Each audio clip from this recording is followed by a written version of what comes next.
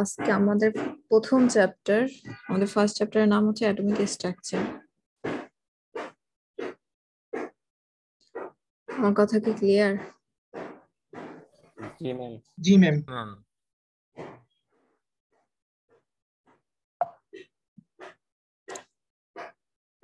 এখন দেখি atomic structure থেকে আমরা কি কি পড়বো। তো অ্যাটমিক স্ট্রাকচার পড়তে হলে আমাদের জানা লাগবে অ্যাটম কাকে বলে। What is an atom? বলো তো। ম্যাম, পদার্থের ক্ষুদ্রতম কণা। পদার্থের ক্ষুদ্রতম কণাকে অ্যাটম বলা হয়। আর অ্যাটম গুলা কি করে? রাসায়নিক বিক্রিয়ায় অংশগ্রহণ করে কারা? অ্যাটম।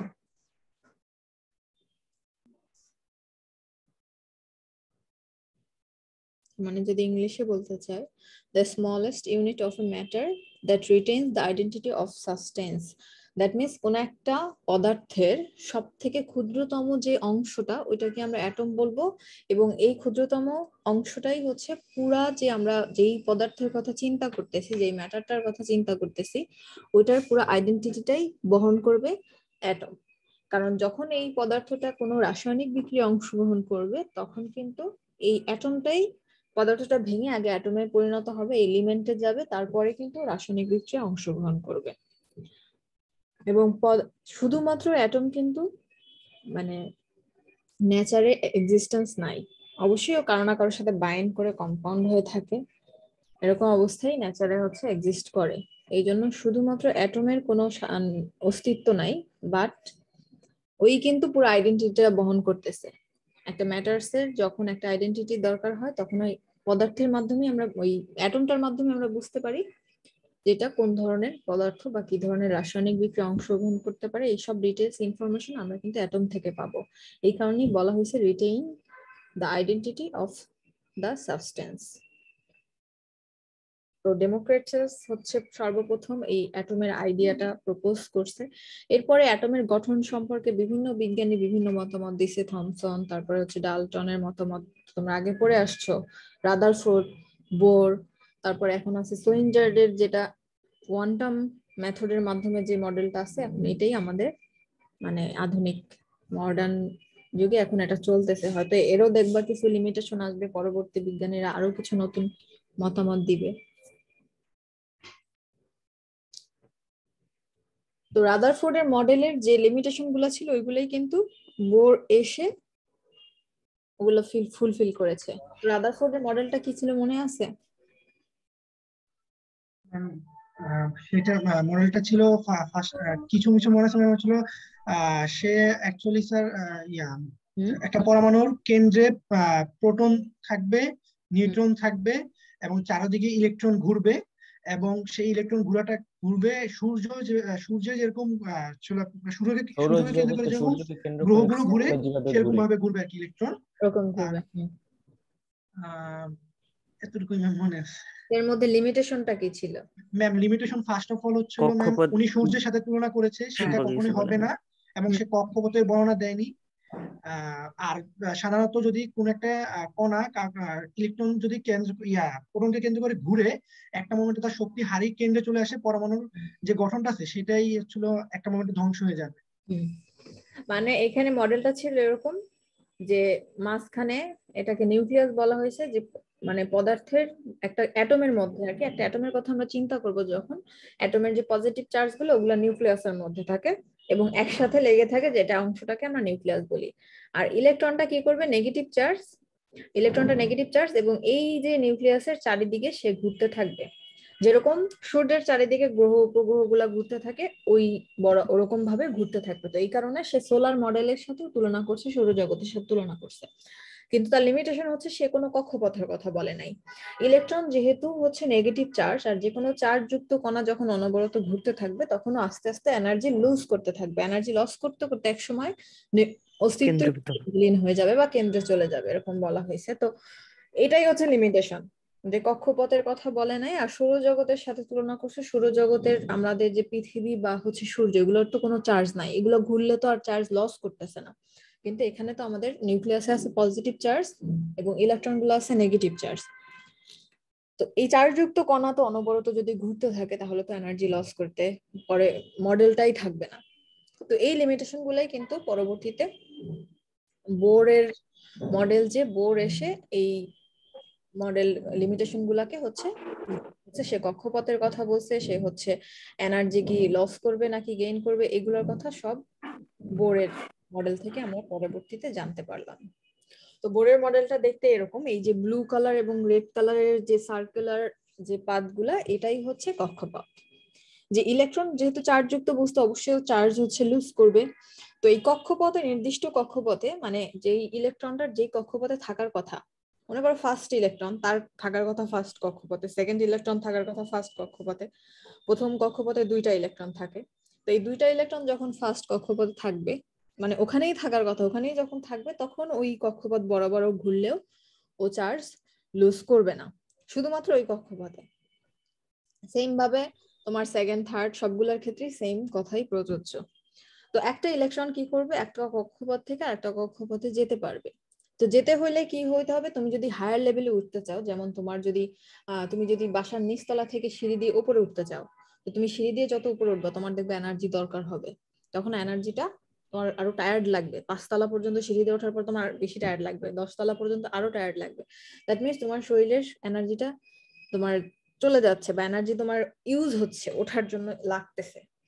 তো এটাও সেম ভাবে ইলেকট্রন যখন লোয়ার লেভেল থেকে হায়ার লেভেলে যাবে তখন এনার্জি দরকার হবে, মানে অ্যাবজর্ব করবে, বাহির থেকে অ্যাবজর্ব করবে, কোনো একটা সোর্স থেকে তোমাকে এনার্জি দিতে হবে, অথবা ইলেকট্রন গুলো কোনো সোর্স থেকে এনার্জি অ্যাবজর্ব করে হায়ার লেভেলে যেতে পারবে। সেম ভাবে ও লোয়ার লেভেলেও আসতে পারবে। তো লোয়ার লেভেলে আসতে হলে তো এনার্জি সরাইতে হবে, কারণ যে যেই লেভেলে থাকে ওর এনার্জি ওরকম থাকবে। যেমন যে ফার্স্ট লেভেলে যে ইলেকট্রনটা থাকবে ওনার এনার্জি সব থেকে কম থাকবে, সেকেন্ড লেভেলে যে ইলেকট্রনটা থাকবে তার এনার্জি ফার্স্ট লেভেলের থেকে বেশি থাকবে, তো এরকম সো অন। তো যত হায়ার লেভেলে যাবে ইলেকট্রনের এনার্জি তত বেশি লাগবে, যত লোয়ার লেভেলে আসবে এনার্জি তত কম লাগবে। তো যখন কোনো একটা হায়ার লেভেল থেকে ইলেকট্রন লোয়ার লেভেলে আসতে চাইবে তখন ওর এনার্জিটা ওই যেই লেভেলে যাবে সেই লেভেলের সমান হইতে হবে। তার মানে যদি হায়ার লেভেল থেকে আসে তার মানে এনার্জি কমাতে হবে। তো তখন ইলেকট্রন এনার্জিটা ছেড়ে দিবে, যেটা হচ্ছে বিকিরণ আকারে বের হয়। এবং এই এনার্জি কার কতটুকু লাগবে এটাও আমরা মাপতে পারি, সেটা হচ্ছে energy equal to H new দিয়ে। এখানে এইচ হচ্ছে প্ল্যাঙ্কের কনস্ট্যান্ট আর নিউ হচ্ছে ওয়েভলেন্থ। তো এই হচ্ছে বোরের মডেল। যে রাদারফোর্ডের লিমিটেশন 2-3টা ছিল ওগুলো হচ্ছে বোর এসে ফুলফিল করছে, এবং কোন কক্ষপথে কয়টা ইলেকট্রন থাকবে এটাও কিন্তু আমরা বের করতে পারবো। কোন সূত্র ছিল মনে আছে? 2n² ma'am. 2n²। That means এই 2n² এর সূত্র দিয়ে কিন্তু আমরা কোন, এখানে n বলতে তোমাকে কক্ষপথ বুঝাইছে, যে ফার্স্ট হইলে n এর মান 1, তারপর সেকেন্ড কক্ষপথ বুঝাইলে n এর মান 2, এরকম থার্ড ফোর্থ এভাবে করে যাবে। তো n এর মানটা বসাইলে আমরা বলতে পারবো ইজিলি যে কোন কক্ষপথে কয়টা ইলেকট্রন থাকে। আর বোরের মডেল হোক বা রাদারফোর্ডের মডেল হোক, দুইটারই কিন্তু নিউক্লিয়াসের আইডিয়াটা রাদারফোর্ডই প্রথম দিয়েছে। তো বোর আবার এটাকে এর মধ্যে বলছে যে এখানে শুধুমাত্র পজিটিভ চার্জ থাকে না, এখানে আরো কিছু কণা থাকে যেগুলা চার্জলেস, এবং চার্জলেস কণাগুলাকে নিউট্রন বলা হয়, যেটা চার্জ নাই বা জিরো চার্জ আমরা বলি। তো নিউক্লিয়াসের মধ্যে কিন্তু প্রোটন আর নিউট্রন এই দুইটার মিলিত অবস্থায় থাকে, কিছু প্রোটন থাকে কিছু নিউট্রন থাকে। এবং এই পুরা নিউক্লিয়াসের যে ভর, এই ভরটাই কিন্তু পুরা পরমাণুর যে ভরটা আমরা ওখান থেকে পাই। নিউক্লিয়াসের ভরটাই মূলত কেন্দ্রের যে ভর, ওইটাই পুরা পরমাণুর ভর হিসেবে কাউন্ট করা হয়। এই কারণেই আমরা টোটাল যদি কোন একটা পরমাণুর আমাদের হচ্ছে ভর বের করতে বলে, তো ভরটাকে তুমি যদি এ দিয়ে প্রকাশ করো তাহলে এখানে প্রোটন প্লাস নিউট্রনের যে ভরটা, এই দুইটার যোগফলই কিন্তু আমরা টোটাল হচ্ছে পরমাণুর ভরটা পেয়ে যাই। আবার যদি সংখ্যা বের করতে যাই, ভর সংখ্যা, তো ভর সংখ্যা কিন্তু সবসময় হচ্ছে ইন্টিজার ভ্যালু হবে, ভগ্নাংশ হবে না। আর কোনো পরমাণু অ্যাটমিক ওয়েট, যেটা অ্যাটমিক ওয়েটটা কিন্তু ভগ্নাংশ হতে পারে। যেমন সোডিয়ামের তোমার ভর সংখ্যা হচ্ছে 22-23, আর যদি ওর অ্যাটমিক ওয়েট আমরা করি তাহলে 22.98 মেবি এরকম। তো অনেক সময় হয় কি অঙ্ক বা সুবিধার জন্য আমরা বলি যে হ্যাঁ ওর ভর সংখ্যাও 23 বা ওর অ্যাটমিক ওয়েটও 23, কিন্তু এক্স্যাক্টলি সোডিয়ামের অ্যাটমিক ওয়েট হচ্ছে 22.98। তো ভর সংখ্যা এক জিনিস সংখ্যা, আর ভর অ্যাটমিক ওয়েট যেটা ওজনটা দুইটা কিন্তু কিছুটা ডিফারেন্স আছে। তো ভর সংখ্যাটা আমরা প্রোটন আর নিউট্রনের কতটা প্রোটন আছে আর কতটা নিউট্রন আছে এই যে সংখ্যাটা যে 5টা নিউট্রন আছে আর হচ্ছে 5টা প্রোটন আছে দুইটা, তার মানে ওর ভর সংখ্যা হবে 10। এভাবে করে আমরা বের করতে পারি। তো আমরা যে কোনো প্রোটন সংখ্যা বা নিউট্রন সংখ্যা যে কোনো একটা যদি জানা থাকে আর ভর সংখ্যা যদি জানা থাকে, যে কোনো প্রোটন সংখ্যা মনে করো তোমার জানা আছে, ভর সংখ্যা জানা আছে, তোমাকে বললো নিউটন বের করো, তখন এই ভর সংখ্যা থেকে প্রোটন বাদ দিলে আমরা কিন্তু নিউটন সংখ্যা বের করে ফেলতে পারবো। আর প্রোটন সংখ্যা কিভাবে পাই? প্রত্যেকটা অ্যাটমের একটা অ্যাটমিক নাম্বার আছে, সেটা আমরা কোত্থেকে পাবো? পিরিয়ডিক টেবিল থেকে, যে অ্যাটমিক নাম্বার অনুযায়ী কিন্তু সাজানো হয়েছে পিরিয়ডিক টেবিলে পরমাণুগুলা। যে একদম ফার্স্ট পজিশনে আছে তার অ্যাটমিক নাম্বার 1, যে লাস্ট পজিশনে আছে তার এখন পর্যন্ত মনে হয় 21টা মনে হয় আবিষ্কার হয়েছে। যেমন আমরা আগে পড়তাম কত 109, তারপর 18, এরকম করে করে 121টা পর্যন্ত মনে হয় আবিষ্কার হয়েছে। তো এরকম যে যেই পজিশনে আছে, যেমন 11 নাম্বার আছে সোডিয়াম, তো সোডিয়ামের অ্যাটমিক নাম্বার হচ্ছে 11, তো প্রোটন নাম্বারটাও 11। দ্যাট মিনস অ্যাটমিক নাম্বার আর প্রোটন সংখ্যা সবসময় সমান হবে একই অ্যাটমের জন্য। আর প্রোটন সংখ্যা সবসময় একটা অ্যাটমের জন্য একটাই ফিক্সড। আর দুইটা অ্যাটমের প্রোটন সংখ্যা কখনো এক হইতে পারে না, মানে 11 নাম্বার মানে 11টা প্রোটন মানে ওটা সোডিয়ামই হবে, ওটা অন্য কিছু হবে না। ইলেকট্রন নাম্বার দুইটা অ্যাটমের সমান হইতে পারে বা নিউটন নাম্বার কখনো কখনো সমান হইতে পারে, কিন্তু প্রোটন নাম্বার কখনোই দুইটা অ্যাটমের জন্য সমান হবে না। তো প্রোটন নাম্বার ইকুয়াল টু কি? অ্যাটমিক নাম্বার, মানে যার প্রোটন নাম্বার যত তার অ্যাটমিক নাম্বারও তত এবং তার ইলেকট্রন নাম্বারও তত, যদিও নিউট্রাল অ্যাটম হয়। যেমন যদি সোডিয়ামের 11টা প্রোটন আছে, 11টা ইলেকট্রন আছে এবং তোমার অ্যাটমিক নাম্বারও হচ্ছে 11, তিনটাই এর 11, কিন্তু এখানে যদি আমরা একটা প্লাস দিয়ে দিই তখন এর প্রোটন আর অ্যাটমিক নাম্বার 11 হইলেও ইলেকট্রন নাম্বার হবে কত? 10, তাই না? পজিটিভ চার্জ থাকলে এইসব পরমাণুগুলোকে আমরা কি নামে ডাকি? কোনো কিছুর উপর ক্যাথোড ক্যাটায়ন। ক্যাটায়ন, এটাকে বলা হয় ক্যাটায়ন। আর যদি নেগেটিভ চার্জ থাকে, যেমন ক্লোরাইডের উপর যদি নেগেটিভ চার্জ, ফ্লোরিনের উপর নেগেটিভ চার্জ, এগুলো হচ্ছে অ্যানায়ন। তো যে কয়টা পজিটিভ চার্জ থাকবে ওই কয়টা ইলেকট্রন মানে কি? ইলেকট্রন কম হবে। আর যে কয়টা নেগেটিভ চার্জ থাকবে ওই কয়টা ইলেকট্রন বেশি হবে। দুইটা নেগেটিভ চার্জ মানে ওর যা ইলেকট্রন থাকার কথা তার থেকে দুইটা বেশি আছে বোঝাচ্ছে। আর প্লাস মানে ইলেকট্রন তুমি সরাই ফেলছো ওখান থেকে, এই কারণে পজিটিভ চার্জ দেখাইছে, মানে ঘাটতি আছে ওর, ইলেকট্রন মানে কম আছে। তার মানে সোডিয়ামের প্লাসের জন্য এখানে প্রোটন হচ্ছে বেশি, ইলেকট্রন হচ্ছে কম, মানে প্রোটন সংখ্যা বেশি। প্রোটন সংখ্যা হচ্ছে 11, ইলেকট্রন সংখ্যা কত? 10। আবার সেম ভাবে নেগেটিভ যদি চার্জ হয় কোনো, তখন কিন্তু ইলেকট্রন নাম্বার বেশি থাকে প্রোটনের থেকে। যেমন অক্সিজেন 2- মানে কি? এটা হচ্ছে অক্সিজেনের অ্যানায়ন একটা, দুইটা ইলেকট্রন বেশি আছে। অক্সিজেনের 8 অ্যাটমিক নাম্বার হচ্ছে 8, তার মানে ওর 8টা ইলেকট্রন থাকার কথা, 8টা প্রোটন থাকার কথা। তো ওর 8টাই প্রোটন আছে, অ্যাটমিক নাম্বার 8, বাট ইলেকট্রন এখানে দুইটা বেশি আছে, তার মানে 10টা ইলেকট্রন আছে। তো এখানে আমাদের প্রোটন নাম্বারের থেকে ইলেকট্রন নাম্বার বেশি আছে। আর যদি শুধু অক্সিজেনের কথা আমরা চিন্তা করি, এখানে কিন্তু প্রোটন ইকুয়াল টু ইলেকট্রন।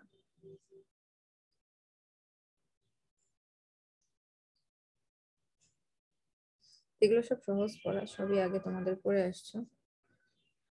তো একটা অ্যাটমের অ্যাটমিক সিম্বল বা একটা অ্যাটম একদম সিম্পলি কিভাবে লিখতে পারি, যেমন এখানে তুমি যদি এক্সটাকে কোনো একটা এলিমেন্ট ধরো, এখানে ওপরে এটা হচ্ছে তোমার, আচ্ছা এ না ধরে এখানে জেড ধরলে ভালো হয়।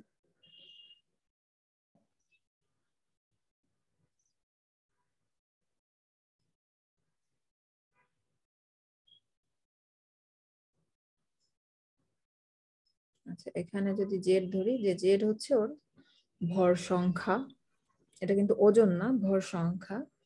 আর এখানে হচ্ছে এ ধরি, এ হচ্ছে অ্যাটমিক নাম্বার, যেহেতু অ্যাটমিক নাম্বারের প্রথম অক্ষর এ, তাই এ দিয়ে তুমি যে কোনো কিছু দিয়ে ধরতে পারো, এটা কোনো ব্যাপার না।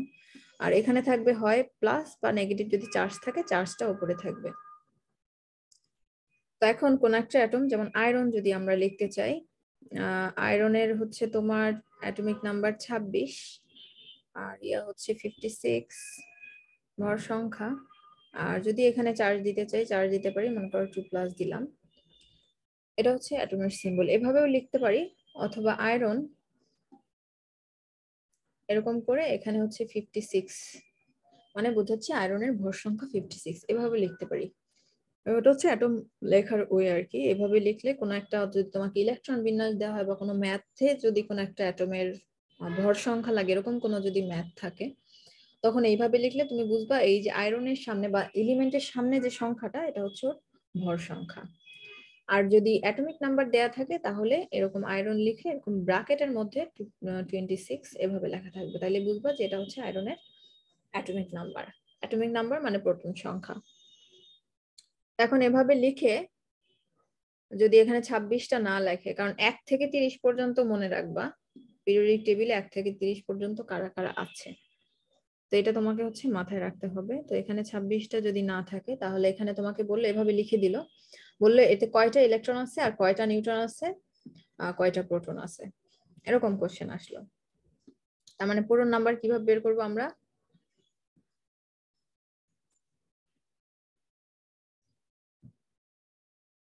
পুরো নাম্বার আমাদের মনে রাখতে হবে, যেহেতু 30-এর মধ্যে আসছে, 1 থেকে 30 পর্যন্ত মানে মাথায় রাখবা।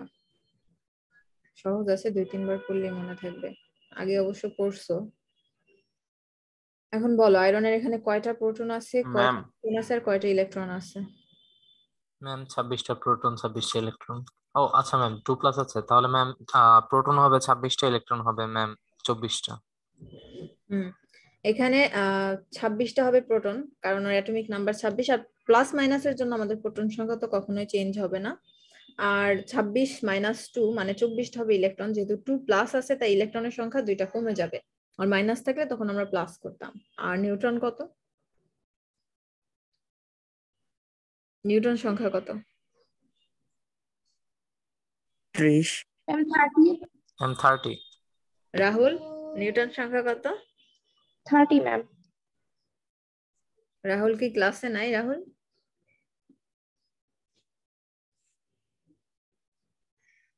খালি জয়েন করে বসে থাকে।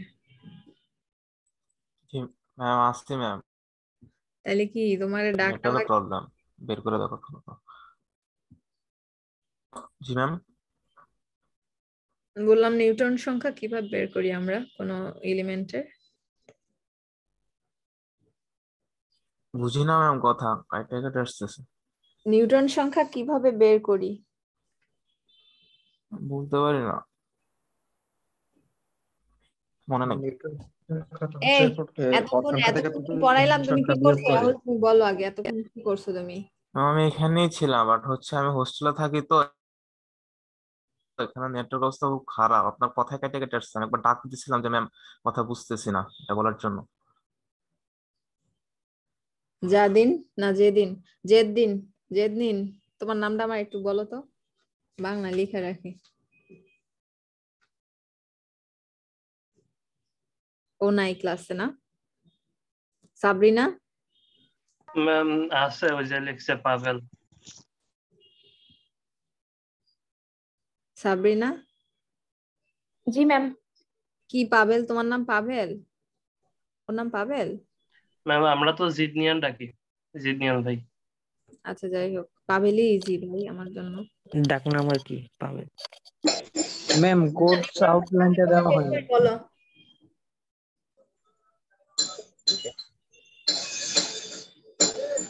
সাবরিনা তুমি বলো, তাইলে তোমার ফ্রেন্ডরা শুনবে তোমার কথা, বলো।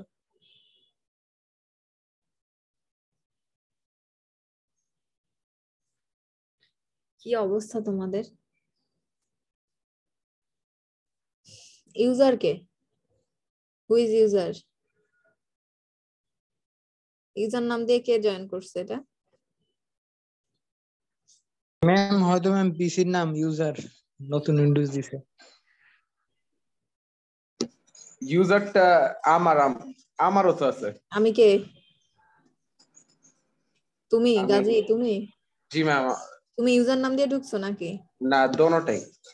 ইউজারটা পিসি, আর যেটা এটা আরেকটা আছে ওইটা ফোন। আচ্ছা তাহলে তুমি বলো বাকিদের কিভাবে আমরা নিউট্রন সংখ্যা বের করি। আমি বুঝলাম না তোমাদের কি হয়েছে, এত সহজ জিনিস তোমরা এরকম করতেছো কেন?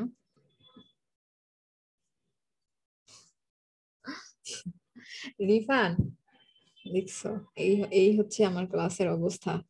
আজকে প্রথম ক্লাস দাও। সাজিদ রহমান রিফান, অনলাইন ক্লাসের ওয়েবসাইট, এগুলো সব আমি অ্যাটেন্ডেন্স কেটে দেবো। দ্বারা খালি ক্লাসে উপস্থিত থাকবে আর অ্যাটেন্ডেন্স দিবে আর ক্লাসে মনোযোগ দিবে না, পরীক্ষার সময় পড়বে না, আবার কম পাবে, আবার বলবে আমি কম দিছি। সাজিদ, আমি আইডি লিখে রাখতেছি দাঁড়াও। ম্যাম সাজিদ রহমান রিফান। হ্যাঁ, সে কি করে, ঘুমাচ্ছে না? শোয়েব আহমেদ, জি ম্যাম। কিভাবে নিউটন বের করি? একটা এলিমেন্ট দিয়ে তোমাকে যদি বলে এটা কতটা নিউটন আছে, তুমি কিভাবে বের করবা? যতটুকু জানি যে ভর সংখ্যা থেকে প্রোটন সংখ্যা বিয়োগ করলে যে নিউটন সংখ্যা পাওয়া যায়। ভর সংখ্যা থেকে প্রোটন সংখ্যা বিয়োগ করলে যেটা পাওয়া যাবে ওটাই নিউটন। আচ্ছা, দুইটা এলিমেন্টের নিউটন সংখ্যা যদি সমান হয়, তোমাকে দুইটা এলিমেন্ট দেওয়া হলো এক্সাম্পল হিসাবে, বললো এদের মধ্যে রিলেশনশিপ কি। তো তুমি তিন ভাবে দেখার চেষ্টা করবা। এক নাম্বার হইতে পারে এদের প্রপার্টিস একরকম হইতে পারে, দ্যাট মিনস এরা মেটাল হতে পারে দুইজন, এরা গ্যাস হইতে পারে দুইজন, এরা হচ্ছে নন মেটাল হইতে পারে, মেটালয়েড হইতে পারে, এরা রেডিও অ্যাক্টিভ মেটাল হইতে পারে, এলিমেন্ট হইতে পারে আর কি। তো এই এক ধরনের রিলেশন। আর এক ধরনের রিলেশন হচ্ছে এদের দুইটার প্রোটন সংখ্যা, এদের দুইটার হচ্ছে তোমার প্রোটন সংখ্যা ভর সংখ্যা সমান হইতে পারে, এদের হচ্ছে নিউটন সংখ্যা সমান হইতে পারে, এরা একে অপরের আইসোটোপ হইতে পারে। এরকম বিভিন্ন হচ্ছে আইসোটোপ হইতে পারে, মানে নিউটন সংখ্যা সমান হলে আইসোটোন হইতে পারে। তো এটা ওর আরেকটা ওয়ে। তো দুইটা এলিমেন্টকে কখন আমরা আইসোটোপ বলবো? ম্যাম যখন তাদের ভর সংখ্যা সমান এবং কিন্তু তাদের ইলেকট্রন সংখ্যা ভিন্ন। ম্যাম প্রোটন সংখ্যা সমান সরি ম্যাম। ম্যাম দুইটা পরমাণুর ম্যাম প্রোটন পরমাণুকে সমান হবে তখন তাদেরকে আইসোটোপ বলা হবে। ম্যাম ভিন্ন ভর সংখ্যা বিশিষ্ট এলিমেন্টগুলো কিন্তু সেম হবে। সেম এলিমেন্টের যখন প্রোটন সংখ্যা সমান হবে, দ্যাট মিনস তিনটাই যখন হাইড্রোজেন, তিনটার প্রোটন সংখ্যা সেম, দ্যাট মিনস এরা কিন্তু হাইড্রোজেন, একই একই এলিমেন্ট, আলাদা এলিমেন্ট না। একই এলিমেন্টের যখন একই রকম প্রোটন সংখ্যা থাকবে বাট ভর সংখ্যাগুলো আলাদা হবে, যেমন এটার 1, এটার 2, এটার 3। তো এটা হচ্ছে আমরা বলি এটাকে প্রোটন, এটাকে বলি কি ডিউটেরিয়াম, এটাকে কি বলি ডিট্রিয়াম, এটা ডিট্রিয়াম। ট্রিটিয়াম। তো এইগুলাকে তিনটাই হাইড্রোজেন, তিনটারই প্রোটন সংখ্যা সমান কিন্তু ভর সংখ্যা আলাদা, এদেরকে বলবো আইসোটোপ। মানে এরকম যদি হয় যে সেম এলিমেন্টের তো প্রোটন সংখ্যা সমানই থাকবে, এখানে কিন্তু আলাদা আলাদা দুইটা এলিমেন্টের প্রোটন সংখ্যা কখনোই সমান হবে না। তো একই এলিমেন্টের যদি ভর সংখ্যা বিভিন্ন থাকে, প্রোটন সংখ্যা সেম থাকে, তখন এদেরকে একে অপরের আইসোটোপ বলবো। আর আরেকটা হচ্ছে দুইটা নিউটন সংখ্যা সমান হতে পারে, যে এমন দুইটা এলিমেন্ট যাদের নিউটন সংখ্যা সমান, যেমন অক্সিজেন আর কার্বনের এরকম আছে যে নিউটন সংখ্যা সমান, কিন্তু একটা হচ্ছে রিয়েল আর একটা হচ্ছে অক্সিজেনের 16, তো 16 আর 8, তো থাকে 8, আর এখানে হচ্ছে 6 আর এখানে 14। এটা হচ্ছে কার্বনের একটা আইসোটোপ, এটা কার্বন নয়, কার্বনের একটা আইসোটোপ। কার্বনের ভর সংখ্যা হচ্ছে অরিজিনাল যে কার্বন এলিমেন্ট ওর ভর সংখ্যা হচ্ছে 12, তো কার্বন 14 মানে কার্বনের একটা আইসোটোপ। তো এইখানে তুমি দেখো কার্বন এবং অক্সিজেনের মধ্যে দুইজনেরই কিন্তু নিউটন সংখ্যা সমান। জি ম্যাম। নিউটন সংখ্যা সমান মানে এদেরকে আইসোটোন বলা হয়। হ্যাঁ, আর একটা আইসোবার হচ্ছে তাদের ভর সংখ্যা সমান হবে। ভর সংখ্যা কিন্তু এখানেও দেখবা তুমি দুইটা আলাদা আলাদা এলিমেন্ট, একটা একটা আইসোটোপ, মানে নাইট্রোজেনের একটা আইসোটোপ বা কার্বনের একটা আইসোটোপ, এরকম যাদের ভর সংখ্যা সমান। নাইট্রোজেন 14 আছে, আবার কার্বনেরও 14 আছে, এটাও নাইট্রোজেনের একটা আইসোটোপ। না, এটা নাইট্রোজেন অরিজিনালটাই হচ্ছে এরকম, আর এটা হচ্ছে কার্বনের আইসোটোপ। তো এই দুইটা কিন্তু ভর সংখ্যা সমান, আবার দুইটা আইসোটোপ আলাদা আলাদার মধ্যেও হইতে পারে। তো এরকম আর কি, যে ভর সংখ্যা সমান হবে এদেরকে বলা হয় আইসোবার, আর নিউটন সংখ্যা সমান হলে আইসোটোন, আর প্রোটন সংখ্যা সমান হইলে আইসোটোপ, মানে লাস্টে পিই, আর এনই থাকলে তখন নিউট্রন, আর বার থাকলে বার আর ভর একই রকম শোনার সময় বার ভর, এই জন্য ভর সংখ্যা সমান। তো এইভাবে করে তোমরা ওয়ার্ড দিয়ে লাস্টের ওয়ার্ড গুলা দিয়ে মনে রাখতে পারো। আইসোটোনের লাস্ট হচ্ছে এন ই, আর নিউট্রন হচ্ছে প্রথম অক্ষর এন, তারপর আইসোটোপ, তো লাস্টে আছে তোমার পি মানে প, তার মানে প্রোটন। তো এইভাবে করেও মনে রাখতে পারবা।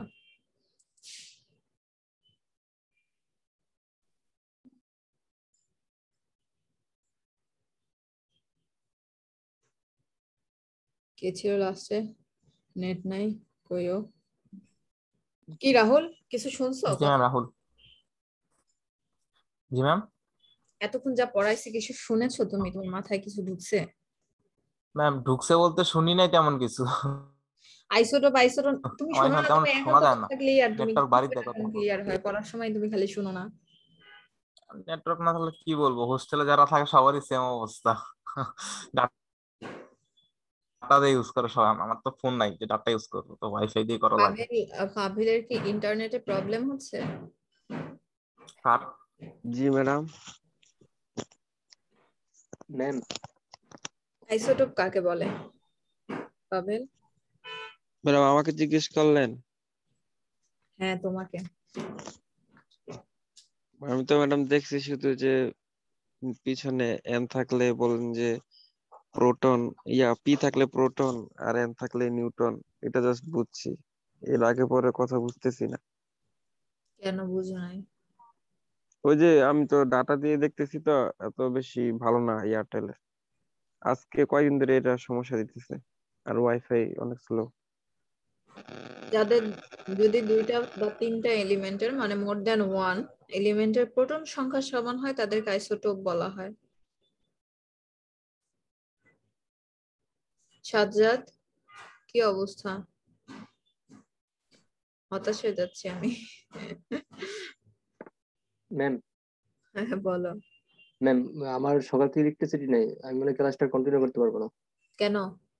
জানি ও না। ইলেকট্রিসিটি নাই, আচ্ছা হ্যাঁ আচ্ছা, হ্যাঁ বুঝছি।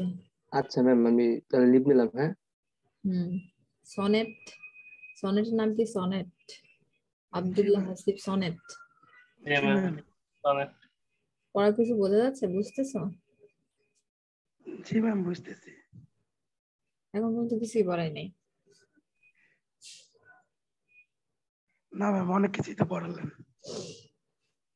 আচ্ছা, তো এখানে তো দেয়া আছে, দেখো নিউক্লিয়াস কোথায় আছে, দেন ইলেকট্রন, রেড বল গুলা হচ্ছে ইলেকট্রন ধরা হয়েছে, আর অরবিট বা কক্ষপথ, যেটাকে আমরা অরবিট বলি, এনার্জি লেভেল বলি, এনার্জি শেল বলি, বা কক্ষপথ বলি বাংলায়, এগুলো হচ্ছে ব্লু কালারের যে পথগুলো, এগুলাই সবগুলাই কক্ষপথ বা এনার্জি লেভেল বা অরবিট, যে নামেই দেখো না কেন সবই সেম।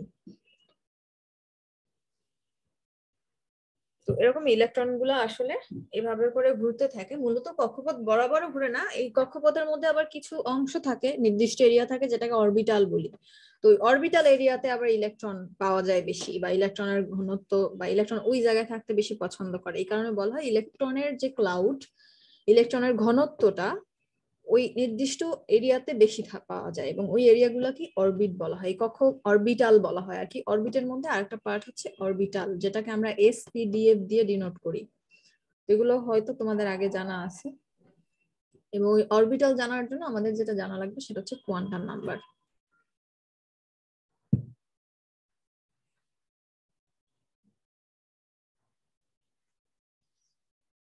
তো অ্যাটমের সাব অ্যাটমিক পার্টিকেল গুলা হচ্ছে ইলেকট্রন, প্রোটন, নিউট্রন, এগুলো তো দেখলাম এতক্ষণ, শিখলাম যে কিভাবে ইলেকট্রন, প্রোটন, নিউট্রন হচ্ছে বের করতে হয়। আর অ্যাটমের হচ্ছে দুইটা রিজিয়ন, একটা হচ্ছে ইলেকট্রনের এরিয়া আর একটা হচ্ছে নিউক্লিয়াসের এরিয়া। মাঝখানের পার্টটা হচ্ছে নিউক্লিয়াস, যেটার মধ্যে কি থাকে, পুরা অ্যাটমের এলিমেন্টের যে মাসটা হচ্ছে নিউক্লিয়াস বহন করে, যেটার মধ্যে প্রোটন আর নিউট্রন থাকে। এখানে প্রোটন হচ্ছে পজিটিভ চার্জ, নিউট্রন হচ্ছে চার্জলেস। আর ইলেকট্রন যে কক্ষপথ এরিয়াতে বা অরবিট এরিয়াতে ইলেকট্রন থাকে, ঘুরতে থাকে ওই এরিয়ার মধ্যে, এবং ইলেকট্রন হচ্ছে নেগেটিভ চার্জ। এবং এই যে নিউক্লিয়াসের যে প্রোটন পজিটিভ চার্জ আর ইলেকট্রন যে নেগেটিভ চার্জ, এদের মধ্যে একটা অ্যাট্রাকশন কাজ করে, যে অ্যাট্রাকশনকে বলা হয় ইলেকট্রোস্ট্যাটিস্টিক ফোর্স।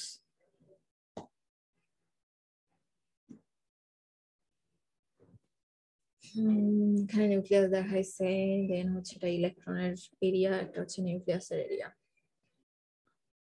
নিউক্লিয়াস কি তাও আমরা জানি, নিউক্লিয়াসের মধ্যে আছে প্রোটন, একই কথা বারবার বারবার বলতেছি, যাই হোক। আর ইলেকট্রন ক্লাউড কি সেটাও তোমরা বলছি অলরেডি। পার্টিকেল কিভাবে ইন্টারঅ্যাক্ট করে একটা একটার সাথে?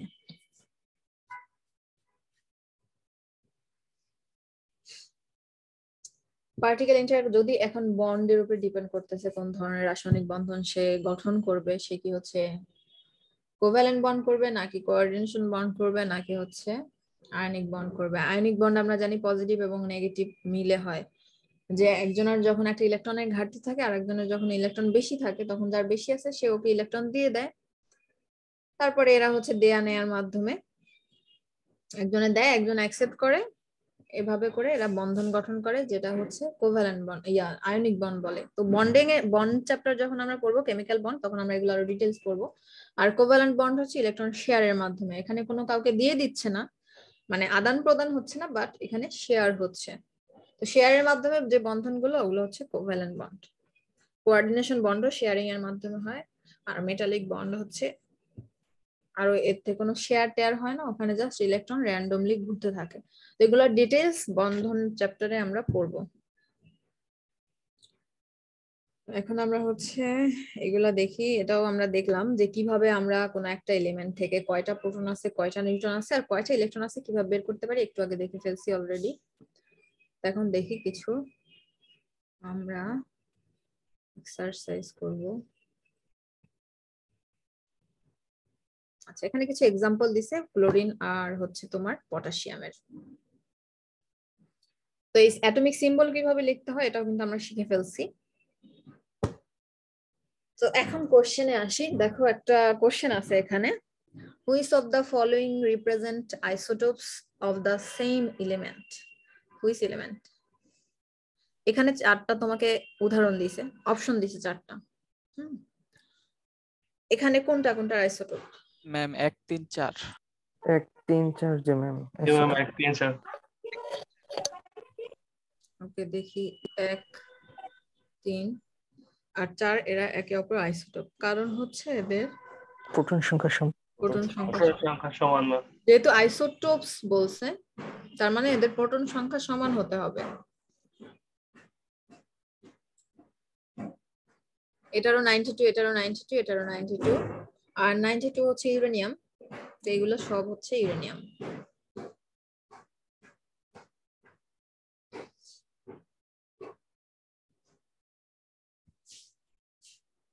এখানে আরো কিছু এক্সাম্পল দেয়া আছে, দেখি কারে কার কে বলবে। শোয়েব আহমেদ আছো ক্লাসে?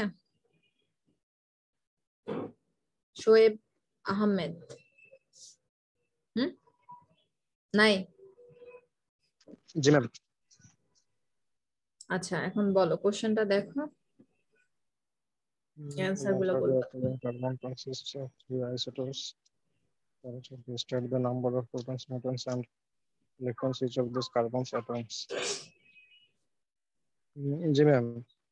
কার্বনের 3টা আইসোটোপ দিছে, তোমাকে বলছি যে এই 3টা আইসোটোপের প্রোটন নিউট্রন আর ইলেকট্রন বের করতে। প্রোটন সংখ্যা তো সবগুলোরই 6 আর ইলেকট্রন সংখ্যাও সবগুলোরই 6 আর হচ্ছে 12 কার্বন যেটা এটাতে নিউট্রন সংখ্যা হচ্ছে 6, পরেরটাতে হচ্ছে 7 আর 14 কার্বন হচ্ছে 8।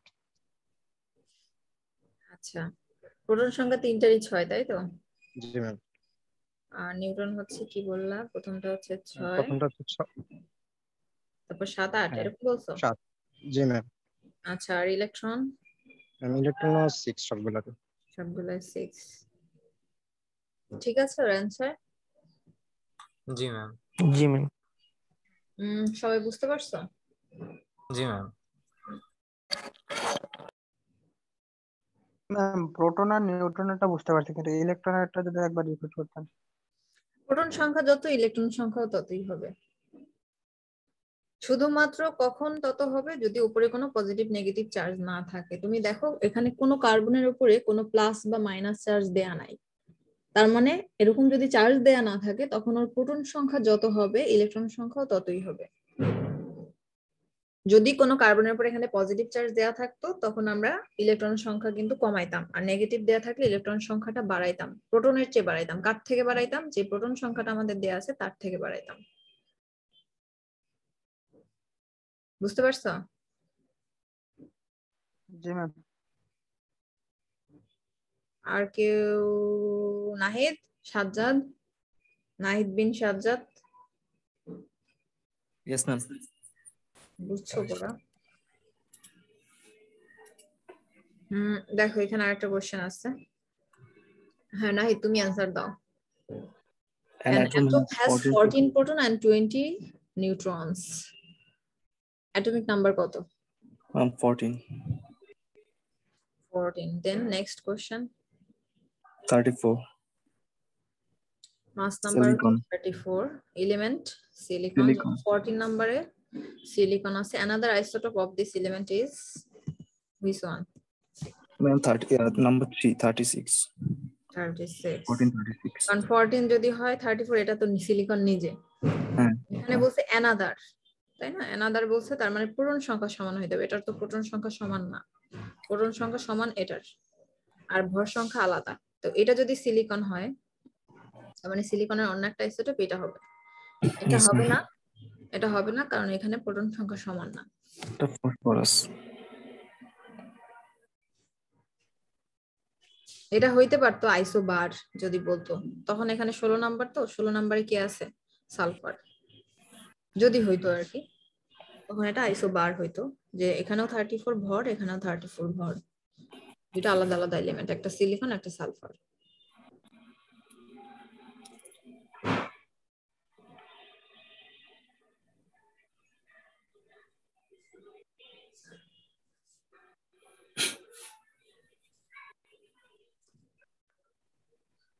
আচ্ছা, আয়নস, ক্যাটায়ন, অ্যানায়ন আমরা পড়ে ফেলছি। Cation, anion.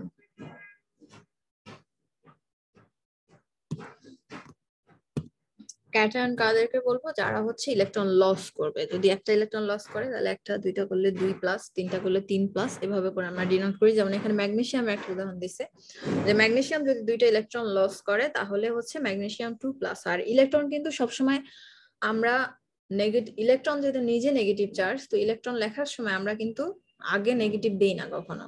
যদি আমরা এটা এভাবে লিখি তাহলে কিন্তু ভুল হবে, যে ম্যাগনেসিয়াম -2 ইলেকট্রন, যেহেতু দুইটা ইলেকট্রন তুমি মাইনাস করছো এখান থেকে বা লস করছে ও, ইকুয়াল টু ম্যাগনেসিয়াম 2+। এটা কিন্তু আমাদের ভুল হবে, কারণ এই ইলেকট্রন যেহেতু নিজে নেগেটিভ চার্জ, তাই ওর আগে আমরা নেগেটিভ সাইন দিয়ে ডিনোট করতে পারি না। তো এই ইলেকট্রনটাকে আমাদের কি করতে হবে? এই পাশে নিয়ে আসতে হবে, এই কারণে এভাবে লিখতে হবে। এটা হচ্ছে রাইট ওয়ে।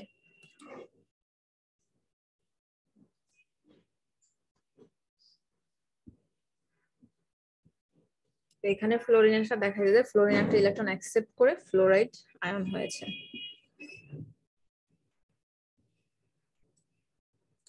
আর পিরিয়ডিক টেবিলে যারা মেটাল আছে, মেটাল হচ্ছে তুমি দেখবা প্রথম দিকে যারা আছে গ্রুপ 1, 2, 3 তো সবই মেটাল, তারপর 4, 5, 6, 7, 8, 9, 10 পর্যন্ত সবাই মেটাল। 11 থেকে দেখবা মেটাল নন মেটাল মিক্স করা আছে। আর 18 নম্বরের সবাই তো গ্যাস। আর নন মেটাল গুলা সবসময় অ্যানায়ন ফর্ম করে, কারণ যারা মেটাল ওদের ইলেকট্রন লাস্টে 8টা ইলেকট্রন থাকে না আর কি, ইলেকট্রনের লাস্ট অরবিটালটা ফুলফিল থাকে না, ইলেকট্রনের ঘাটতি থাকে না, সরি লাস্ট অরবিটাল ফুলফিল, হ্যাঁ ইলেকট্রনের ঘাটতি থাকে, কিন্তু ওদের 7টা 8টা ইলেকট্রনের ঘাটতি থাকে। মানে সবারই ইলেকট্রনের ঘাটতি থাকে নিষ্ক্রিয় গ্যাসের থেকে, ওদের দেখা যাবে 7টা 8টা বা 5টা এতগুলো ইলেকট্রনের ঘাটতি থাকে। আর অ্যানায়ন যারা, ওদের দেখবে 1টা 2টা 3টা এরকম ইলেকট্রনের ঘাটতি থাকে। তো 1টা 2টা 3টে ইলেকট্রন অ্যাকসেপ্ট করাটা যত ইজি, আর এই 7, 8, 5 বা 6 এতগুলো ইলেকট্রন হচ্ছে অ্যাকসেপ্ট করার বেশি শক্তি প্রয়োজন। এই কারণে ক্যাটায়ন গুলা করে কি, ক্যাটায়ন গুলা ওদের লাস্টে যদি ওরা 1টা 2টা বা 3টা ইলেকট্রন ওরা রিলিজ করে দেয় বা ছেড়ে দেয়, মাইনাস মানে ছেড়ে দিচ্ছে, তখন ওরা ইজিলি হচ্ছে নিষ্ক্রিয় গ্যাসের মতো ইলেকট্রন বিন্যাস অর্জন করতে পারে। যেমন তুমি ম্যাগনেসিয়ামের কথা দেখো, ম্যাগনেসিয়ামের 12টা ইলেকট্রন আছে, তো ওর যদি লাস্ট অরবিটালটা ফুলফিল করতে চায় ওর আরো 8টা ইলেকট্রন অ্যাকসেপ্ট করা লাগে। তো 8টা ইলেকট্রন অ্যাকসেপ্ট করার থেকে 6টা ইলেকট্রন অ্যাকসেপ্ট করা লাগে আর কি, 6টা ইলেকট্রন অ্যাকসেপ্ট করার থেকে ওর 2টা ইলেকট্রন ছেড়ে দেওয়া বেশি ইজি হয়। এই কারণে মেটালরা করে কি, সবসময় ইলেকট্রন লস করতে চায় এবং ক্যাটায়ন ফর্ম করে, that means positive charge form করে। আর নন মেটালটা করে কি, যেমন 17 নম্বর গ্রুপে যারা আছে হ্যালোজেন, যেগুলো ফ্লোরিন, ক্লোরিন, ব্রোমিন, আয়োডিন, এরা যদি একটা করে ইলেকট্রন অ্যাকসেপ্ট করে তাহলে এরা ইজিলি হচ্ছে নিষ্ক্রিয় গ্যাসের মতো ইলেকট্রন বিন্যাস অর্জন করতে পারে। তো এই কারণে যারা নন মেটাল এরা সবসময় অ্যানায়ন ফর্ম করে, that means negative charge form করে, ইলেকট্রন অ্যাকসেপ্ট করে।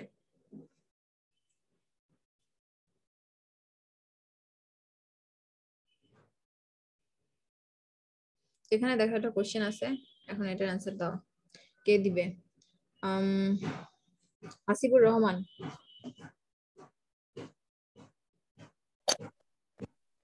জি ম্যাম। বলো, এই কোশ্চেনের অ্যান্সার দাও তুমি।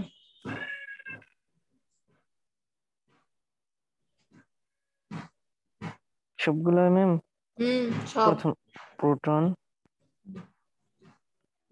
19 আর এই প্রথমটা ম্যাম পটাশিয়ামের জন্য প্রোটন 19, নিউট্রন 39 থেকে 20,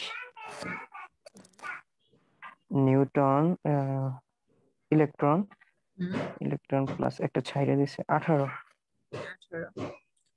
ওকে, সনেট তুমি হচ্ছে অক্সিজেনেরটা বলো। জি ম্যাম, প্রোটন হচ্ছে 8, তারপর নিউট্রন ম্যাম 8, তারপর ম্যাম 18,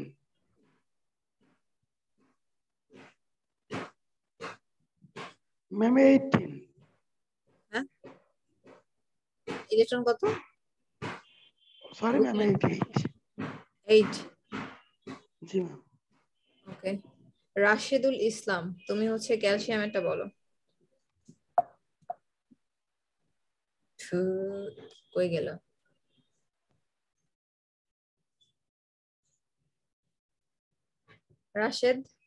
রাশেদুল ইসলাম। জি ম্যাম। তুমি হচ্ছে ক্যালসিয়ামেরটা বলো। ম্যাম প্রোটন 20, হুম, নিউট্রন 21, আর ইলেকট্রন হবে 22। ম্যাম অক্সিজেন কি 8 হবে নাকি? ম্যাম 10 হবে না অক্সিজেন ইলেকট্রন? অক্সিজেনের ওটা তো 10 হবে তো সম্ভবত। আর ম্যাম এটা ক্যালসিয়ামেরটা 10 এবং 18 হবে। ক্যালসিয়ামের 18 হবে। বুঝতে পারছো? সরি ম্যাম, জি ম্যাম 18 হবে। রাশেদ, কোথায় তোমরা ভুল করছো? জি ম্যাম, ওই যে মাইনাস হবে। যদি মাইনাস থাকে তখন আমাদেরকে যোগ করতে হবে, আর যোগ করতে প্লাস হবে থাকে না। তাহলে বিয়োগ করতে হবে। সবাই ক্লিয়ার? জি ম্যাম। জি ম্যাম। সবই পারো, কিন্তু তোমরা হচ্ছে একটু খেয়াল করো না, এই জন্য ভুলগুলা হয়। এবং দেখা যায় এই এক্সামের টাইমেও এই সেম ভুলগুলা তোমরা করো। কি সাবরিনার কি হয়েছে? সবার খালি নেটের প্রবলেম না? মাই খাবা এক একজন।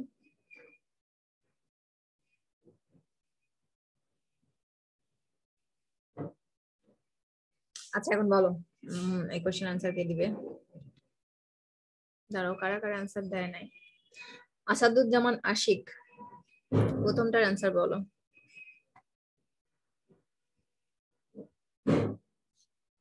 আমার কথা কি শোনা যাচ্ছে না? আসাদুজ্জামান আশিক।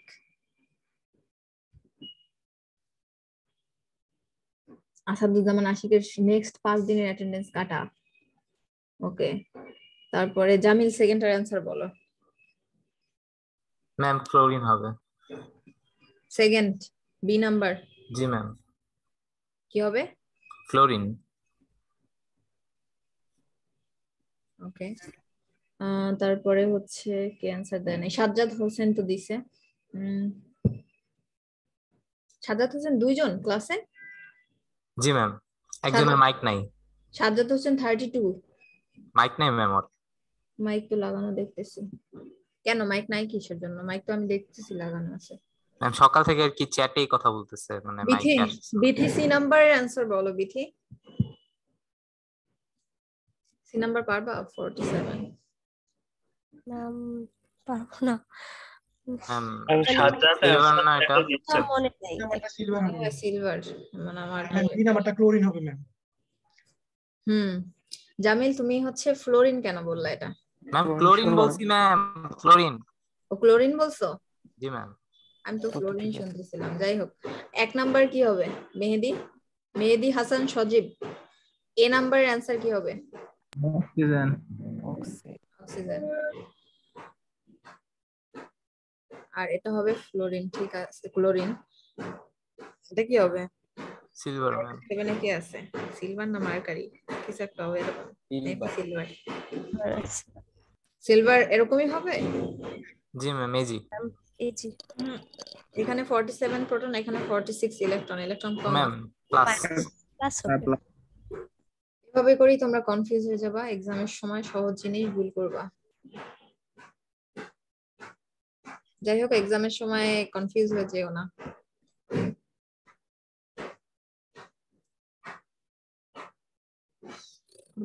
এখন হচ্ছে সেই আবার বোরার মডেল, এগুলো আমাদের দেখা হয়ে গিয়েছে।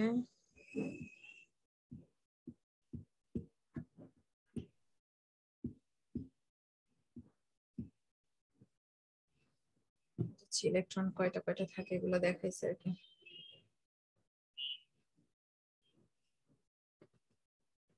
কার্বন দেখতে কিরকম হবে?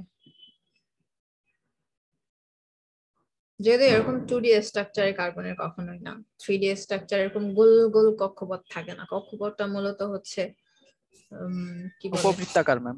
হ্যাঁ, এরকম সার্কেল থাকে না আর কি। এটা জাস্ট বই পুস্তকের দেখা, কিন্তু রিয়েলি কিন্তু কার্বন এরকম থাকবে না।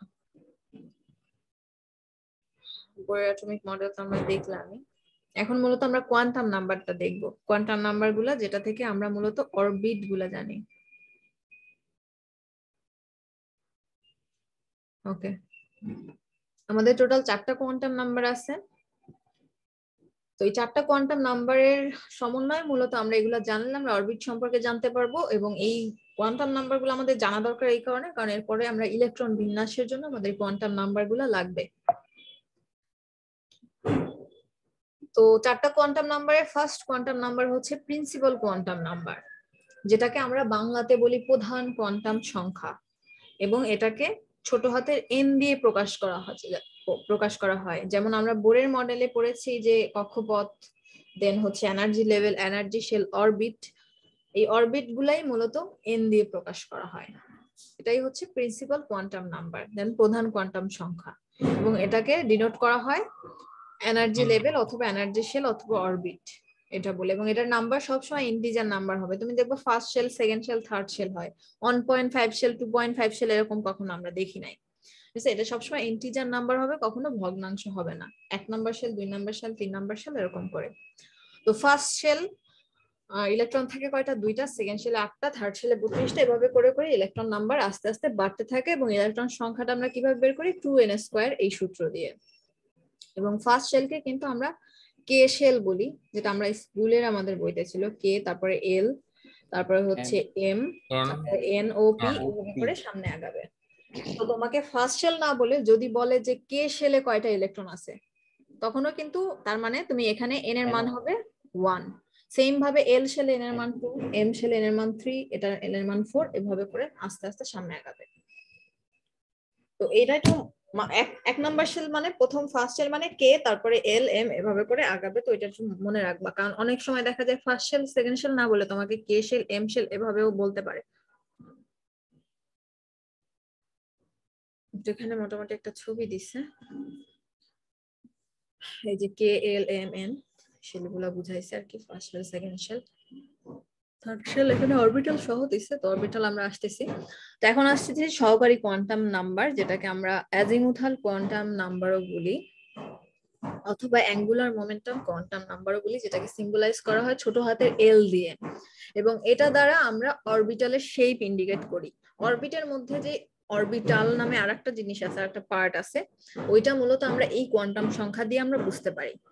এবং এটাও হচ্ছে তোমার ইন্টিজার ভ্যালু হবে। এবং এটার ভ্যালু কিন্তু আমরা ওই যে প্রিন্সিপাল কোয়ান্টাম সংখ্যা যে আছে ওখান থেকে বের করতে পারি। এবং এই বের করার সূত্র হচ্ছে 0 থেকে n-1 পর্যন্ত। এই যে 0 to n-1, that means 0 included n-1, মানে n এর মান যা হবে তার থেকে 1 কম হবে এবং 0 থেকে ইনক্লুডেড। যেমন সংখ্যার এখানে আমরা স্কেল করছি না, 0, তারপর 1, 2, 3, 4, আর এইদিকে পিছনের সাইডে যাবে -1, -2, -3, -4 এভাবে করে। তো এই 0 থেকে ইনক্লুডেড এই পর্যন্ত। মনে করো তোমার দেয়া আছে n এর মান 4, তো l এর মান কত? হ্যাঁ, l এর মান কত? 0, 1, 2, 3 0, 1, 2, 3। টোটাল 4টা ভ্যালু কিন্তু এল এর মান। আর এল এর মান যখন 0 হয় তখন হচ্ছে s অরবিটাল, 1 হইলে হচ্ছে p অরবিটাল, 2 হইলে d অরবিটাল, আর 3 হইলে হচ্ছে f অরবিটাল। তো টোটাল 4টা আমাদের অরবিটাল আছে s p d f, এবং এটা আমরা এই যে l থেকেই আমরা হচ্ছে অরবিটাল গুলা পাই। তার মানে 0 হইলে s অরবিটাল, 1 হইলে p অরবিটাল, 2 হইলে d অরবিটাল, আর 3 হইলে হচ্ছে f অরবিটাল। তো এখানে দেয়া আছে টোটাল 0 হইলে কোনটা, 1 হইলে কোনটা। 0 মানে হচ্ছে s অরবিটাল, 1 মানে হচ্ছে p অরবিটাল, 2 মানে হচ্ছে d অরবিটাল, আর 3 মানে হচ্ছে f অরবিটাল। তো n এর মান 4 মানে টোটাল 4টা অরবিটাল, 3 মানে 3টা, 2 মানে 2টা অরবিটাল, 1 মানে হচ্ছে একটা অরবিটাল। এবং অরবিটালগুলোর ইলেকট্রন কিরকম থাকে, s অরবিটালে 2টা ইলেকট্রন থাকতে পারে ম্যাক্সিমাম, p তে থাকতে পারে 6টা, d তে থাকতে পারে 10টা, আর f এ থাকতে পারে ইলেকট্রন নাম্বার 14টা। তো এগুলোর মধ্যে আবার সাব অরবিটাল আছে, অরবিটালের মধ্যে ওটা আমরা পাবো আবার ম্যাগনেটিক কোয়ান্টাম নাম্বার থেকে, যেটাকে আমরা ছোট হাতের m দিয়ে প্রকাশ করি।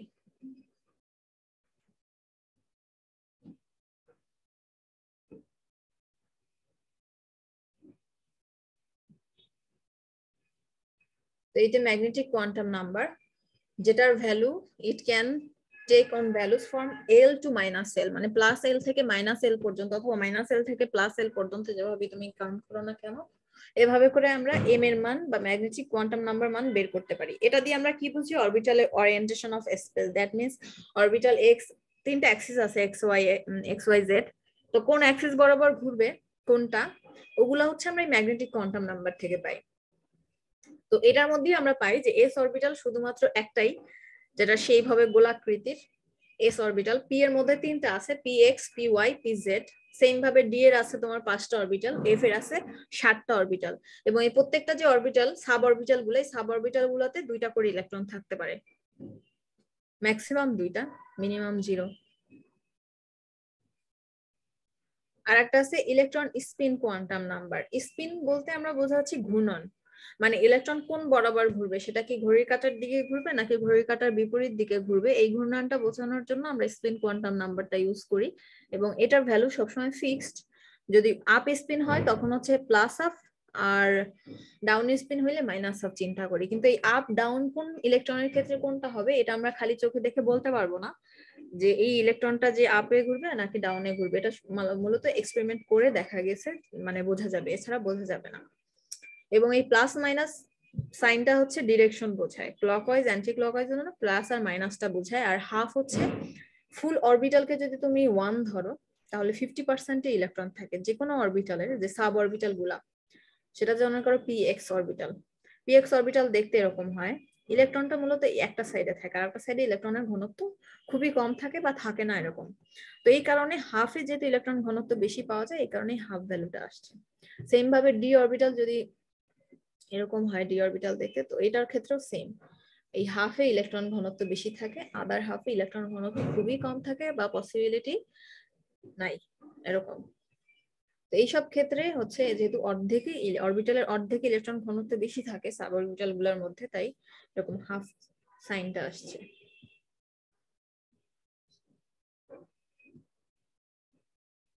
আচ্ছা, এখন এটা পড়ানোর আগে আমরা আরেকটা জিনিস দেখি, সেটা হচ্ছে অরবিটাল গুলোর শেপ তো দেখলাম না, কোন অরবিটাল দেখতে কিরকম হয়। আচ্ছা, এস অরবিটাল তো বলছিলাম, এস অরবিটাল হচ্ছে এরকম গোল আকৃতির হয়, মানে সার্কুলার শেপ হয়, 3টা অ্যাক্সিস বরাবর, ও সার্কেলে থাকে এক্স, ওয়াই, জেড। এস অরবিটালের একটাই ভাগ, একটাই থাকে, এবং এর মধ্যে 2টা ইলেকট্রন থাকে। তারপর পি এর আছে তোমার 3টা ভাগ,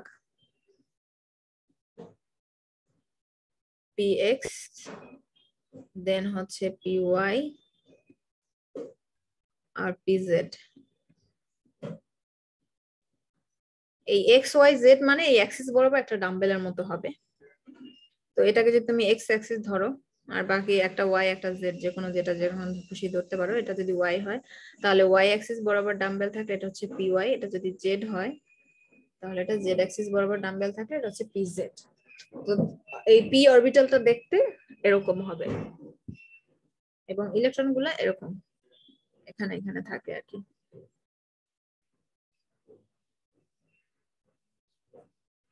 সহজ আছে আঁকা। এটা হচ্ছে আমাদের এস আর পি অরবিটাল আমরা দেখলাম। এখন দেখবো ডি অরবিটাল দেখতে কিরকম হয়। ডি এর টোটাল 5টা আছে। আর ডি এক্স ওয়াই, দেন হচ্ছে ডি ওয়াই জেড আর ডি জেড এক্স, তারপরে আছে d x square y square আর আছে ডি জেড স্কোয়ার। টোটাল 5টা আছে। সেম ভাবে এফ এরও 7টা আছে। এফ এর 7টা আঁকা আরো কঠিন, তো ওগুলা হচ্ছে পড়াবো না। আর যদি দেখতে চাও তাহলে সেটার মধ্যে দেয়া আছে আর গুগলেও আছে, ওখান থেকে দেখতে পারো। যদি ওগুলা তোমাদের শিখতে হবে না, জানার জন্য দেখতে হলে দেখতে পারো। তো এক্স ওয়াই জেড পি অরবিটালে যেমন আমরা আঁকলাম যে পি এক্স যদি হয় তাহলে এক্স অ্যাক্সিস বরাবর একটা ডাম্বেল আঁকলেই পি এক্স আঁকা আমার শেষ। এই ডি এর ক্ষেত্রে জিনিসটা একটু আলাদাভাবে আঁকবো। এখানে কোন অ্যাক্সিসটা নাই, জেডটা নাই, তার মানে জেড বরাবর আগে তুমি একটা ডাম্বেল আঁকবা আর আরেকটা ডাম্বেল এমন ভাবে আঁকবা যাতে এক্স আর ওয়াই এর মধ্য বরাবর না যায়। মানে তুমি এইদিকে একটা আঁকতে পারো অথবা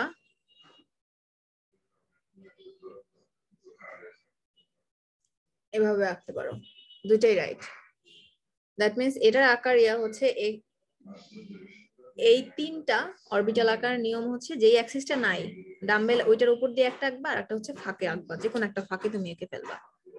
এই সেম জিনিসটাকে তুমি 3টা নামে নামকরণ করতে পারো। কিভাবে? এই জাস্ট অ্যাক্সিস গুলা মুছে দাও, মুছে এখানে যদি তুমি হচ্ছে ওয়াই জেড লিখে দাও, এরকম ভাবে ওয়াই জেড লিখে দাও, তাহলে হচ্ছে এখানে নাই কোনটা, এক্স অ্যাক্সিসটা নাই, এখানে জাস্ট এক্সটা লিখে দিবা, একটা ওয়াই একটা জেড এভাবে করে লিখে দিবা।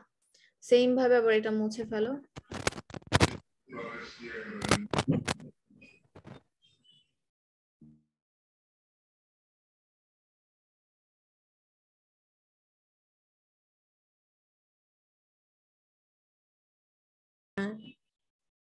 নীলাচল দেখতেছে বসে বসে। আচ্ছা, এখন যদি এটাকে আমরা জেড এক্স নাম দেই তাহলে এখানে নাই কোনটা, ওয়াই অ্যাক্সিস, তার মানে এই এখানে এটার নাম দিও তুমি ওয়াই আর এটা এক্স। মানে একটা ছবি দিয়েই তুমি 3টা নামকরণ করতে পারবা। জাস্ট খেয়াল রাখবা অ্যাক্সিস গুলো ঠিক আছে কিনা। কার মাইকে সাউন্ড হচ্ছে?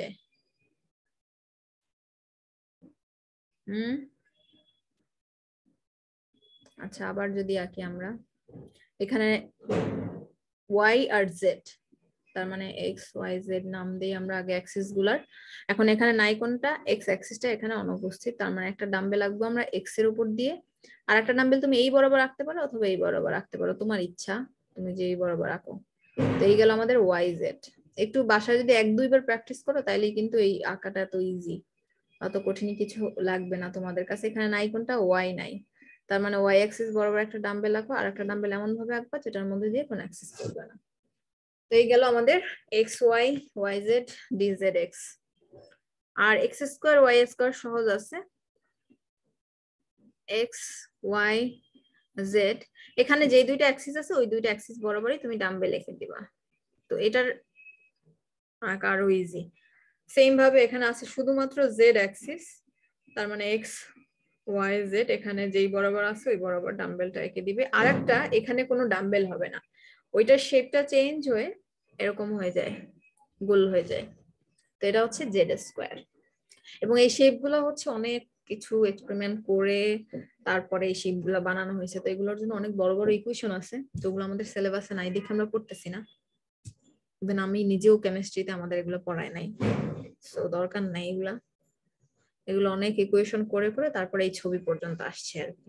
তো এগুলোর নামকরণ ওরকম ইকুয়েশনের মাধ্যমেই হয়েছে, তো এই জন্য এগুলো ফিক্সড। তো এগুলোর নাম কেন আসছে, কি জন্য আসছে, এটা জানার জন্য আমাদের ওই ইকুয়েশন পুরা পড়তে হবে, বিশাল বিশাল। ওগুলো আমাদের দরকার নেই, তো ওগুলো স্কিপ করে আমরা শুধুমাত্র এখানে ছবিগুলো কিভাবে আঁকতে হয় এটা জানলেই হবে। ম্যাম জেড স্কোয়ার কি ওই গোল দাগটা দিতে হবে, মানে এই গোল শেপটা? দাগটা দিতে হবে, এখানে 2টা তো এখানে ওই ডাম্বেলটা ওরকম না হয়ে মূলত এটা হচ্ছে এরকম মাঝখানে থাকে, এর চারদিকে একটা সার্কেলের মতো এভাবে ঘুরতে জি ম্যাম। থাকে, এই জিনিসটা এরকম সার্কেলের মতো ঘুরতে থাকে। তো 3 ডাইমেনশনালি তুমি যদি ইউটিউবে সার্চ দিয়ে একটু ছবি দেখো তাহলে হয়তো আরো একটু ক্লিয়ার আইডিয়া হবে। এটা টু ডাইমেনশনাল ওইভাবে আসলে আঁকা পসিবল না।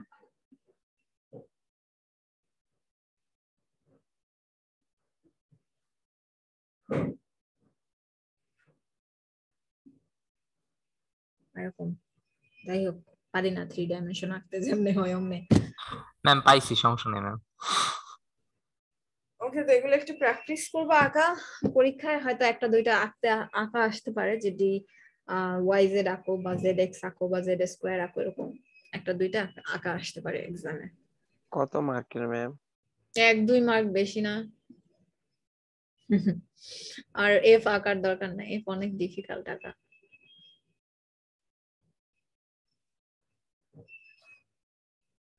ওকে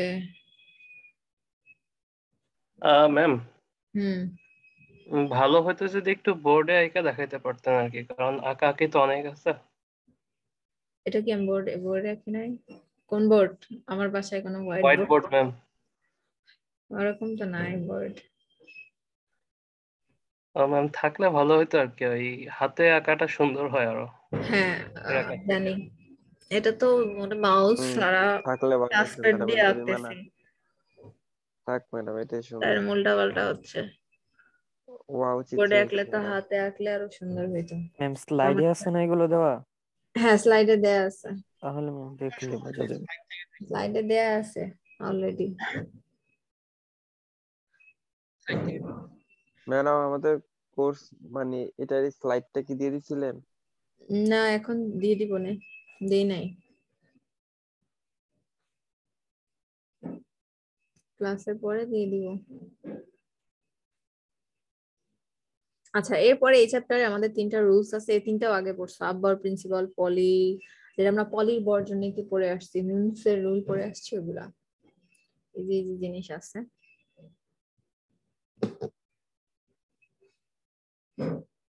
আব্বার প্রিন্সিপালটা কি ছিল মনে আছে? ম্যাম ইলেকট্রন যাওয়ার সময় সর্বশেষ কক্ষপথ থেকে যাবে এরকম, খেয়াল নাই ম্যাম। না সর্বশেষ কক্ষপথ ম্যাম থেকে নিম্নতর শক্তি স্তর পূরণ করবে, তারপরে পরবর্তী শক্তি স্তরে যাবে। এটা হচ্ছে জিনিসটা এরকম যে তোমার বাসায় যদি অনেকগুলা ভাই বোন থাকে, আর আমরা যদি মিডল ক্লাস ফ্যামিলির হই বা গরিব টাইপ হই আমরা, তখন আমরা কি করি যে আমরা যখন একটা খাবার নিয়ে আসলে সবাই আগে ছোট থেকে হচ্ছে বড়কে দেই, হ্যাঁ সবাইকে সমান ভাগে ভাগ করি, ছোট থেকে শুরু করি দেয়া, তারপরে এক্সট্রা থাকলে এক্সট্রাটা কি করি যে সবচেয়ে বাসার ছোট সদস্য তাকে দিয়ে দেই, কারণ সে দিলে এক্সট্রা একটা কারো কোনো মন খারাপ হয় না। তো এই জিনিসটাও এরকম, আব্বার প্রিন্সিপালটাও এরকম যে আমরা একদম ছোট শক্তি স্তর যারা একদম কম শক্তি সম্পন্ন যে তাকে আগে ইলেকট্রন দেই, তো এভাবে দিতে দিতে আমরা হচ্ছে বড়র দিকে যাই। তো এই যে নিম্ন শক্তির স্তর থেকে উচ্চ শক্তির স্তরের দিকে ইলেকট্রন বিন্যাসটা, এটাই হচ্ছে আব্বার প্রিন্সিপাল। যে ইলেকট্রন যখন আমরা একটা অ্যাটমে তো যদি 10টা ইলেকট্রন থাকে, 10টা ইলেকট্রন আমরা ডিস্ট্রিবিউটটা কিভাবে করব? ইচ্ছা মতো সবাইকে সমান ভাগে দিয়ে দেবো আগেই? তা না, আগে হচ্ছে আমরা ছোট থেকে শুরু করবো, ছোট থেকে শুরু করতে করতে আস্তে আস্তে বড়র দিকে যাব। এই কারণে বলেছে গ্রাউন্ড অ্যাটমের যে গ্রাউন্ড লেভেল থেকে আগে শুরু করব, একদম গ্রাউন্ড এনার্জি লেভেল যে তাকে আগে ইলেকট্রন দিব, তার মধ্যেও একদম গ্রাউন্ড লেভেলে তো আছে ফার্স্ট শেলে আছে 1s, আর সেকেন্ড শেলে আছে 1s 2s 2p, তার মানে 2s এর থেকে 2p এর এনার্জি একটু বেশি। তো এরকম করে আগে যার শক্তি স্তর কম তাকে আগে দিব, তারপর আস্তে আস্তে আস্তে আস্তে করে আমরা উচ্চ শক্তির স্তরে বা হায়ার লেভেলের দিকে যাব। তো এটাই হচ্ছে আব্বার প্রিন্সিপাল, এবং এটার জন্য 2টা রুলস আছে কিভাবে বুঝবো কার শক্তি কম বা কার শক্তি বেশি। এটা হচ্ছে n+l রুল দিয়ে বুঝবো, এখানে n হচ্ছে তোমার প্রিন্সিপাল কোয়ান্টাম নাম্বার, যেমন n তো আমরা একটু আগে পড়েই আসলাম যে 4টা কোয়ান্টাম নাম্বারের মধ্যে n হচ্ছে প্রিন্সিপাল কোয়ান্টাম নাম্বার, l হচ্ছে কি অ্যাজিমুথাল কোয়ান্টাম নাম্বার বা সহকারী কোয়ান্টাম সংখ্যা। তো এই n+l এর ভ্যালু যার বড় হবে তার এনার্জি বেশি হবে, আর যার ভ্যালু কম হবে তার এনার্জি কম হবে। আর হচ্ছে যদি দুইটার n+l এর ভ্যালু সমান হয়, তখন যার n এর ভ্যালু লোয়ার হবে তার শক্তি কম হবে, মানে তাকে আগে ইলেকট্রন দিবা। যেমন 1s আর 2s এর মধ্যে তুমি দেখো 1s এর এখানে n হচ্ছে 1 প্লাস s এর জন্য আছে 0, তার মানে এটার ভ্যালু আসতেছে তোমার 1, আর 2s এর জন্য 2 প্লাস 0 এটার ভ্যালু আসতেছে 2, দ্যাট মিন্স 1s এ তুমি আগে ইলেকট্রন দিবা, আগে যে 2টা ইলেকট্রন দাও তারপর যদি থাকে তখন তুমি 2s এ দিবা। তার মানে এখানে n+l এর ভ্যালু দিয়ে তুমি যার ভ্যালু কম আসছে তাকে আগে ইলেকট্রন দিচ্ছ। সেম ভাবে যদি 3d আর 4s হয়, এখানে দেখো n+l এর ভ্যালু এখানে হচ্ছে 5, এখানেও 5, এখানে কত 4। আর যদি 3p তে যাই, 3p তে কত 4, 3 + 1 4, তার মানে 3p এর জন্য ভ্যালু আসছে 4, 4s এর জন্য ভ্যালু আসছে 4, আর 3d এর জন্য ভ্যালু আসছে 5। দ্যাট মিন্স ইলেকট্রন যখন তুমি ডিস্ট্রিবিউট করবা তখন 4s এ তুমি আগে ইলেকট্রন দিবা, তারপরে তুমি হচ্ছে 3d তে যাবা, কারণ 3d এর এনার্জি বেশি, কারণ ওর মান আসতেছে n+l এর মান আসতেছে 5। এই কারণে আমরা 4s এ আগে ইলেকট্রন দেই, পরে 3d তে যাই। 3d তে কিন্তু আগে ইলেকট্রন দেই না, আমরা ইলেকট্রন আগে 4s এ দেই, তারপর যদি আমাদের হাতে ইলেকট্রন থাকে তখন আমরা 3d তে যাব।